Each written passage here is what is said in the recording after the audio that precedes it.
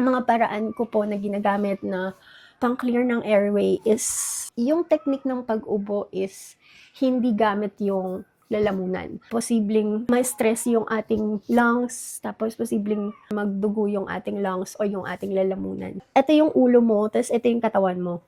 Tatay ako. Ano ba ito nararamdaman ko? Ito nga po, yung para siyang isang exercise or nagbabibrate siya ng lungs na kung saan lumuluwag yung plema at nailalabas ko siya ng mas maayos. Okay, nahihirapan ako.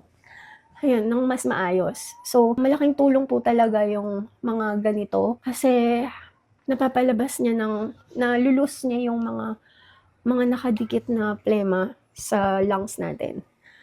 Sa iba, ang pamamaraan nila is yung nebulizer. Okay din po yun. Kaso, wala akong machine. So, ang ginagawa ko lang minsan is nag-steam ako ng mainit na tubig. At dun ko siya kinukuha through steaming.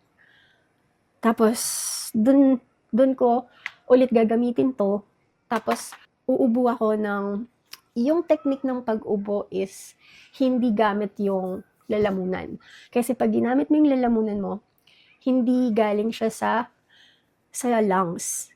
Kundi ito lang yung tinatanggal mo ng plema.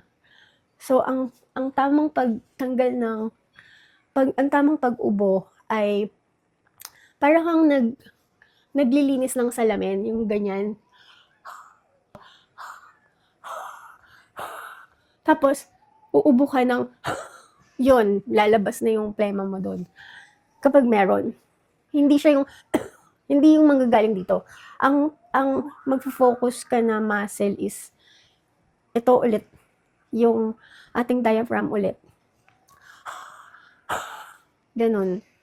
Tapos dapat hindi rin i-force yung pag-ubo kasi posibleng ma-stress yung ating lungs, tapos posibleng magdugo yung ating lungs o yung ating lalamunan.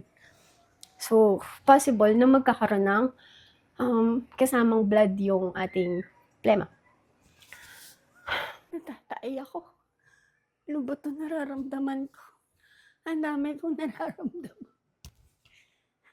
Kasama din po sa airway clearance ko na ginagawa ay ang postural drainage. Yung hihiga ka na may unan dito sa balakang mo, parang ito yung ulo mo, tapos ito yung katawan mo. Parang tinutulungan mo yung katawan mo na magkaroon ng gravity, yung lungs mo, para bumaba or para lumabas yung plema.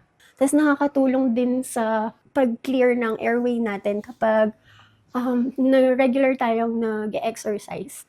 Mga simple exercise lang na kaya natin gawin, hindi yung mga massive na extreme na galaw. Okay lang yung mga simple na breathing exercise na pangpaluwag lang ng chest, rib. Yung mga rib cage natin, kailangan ganun. Nakakatulong po siya na makapagbigay ng ginhawa sa katawan.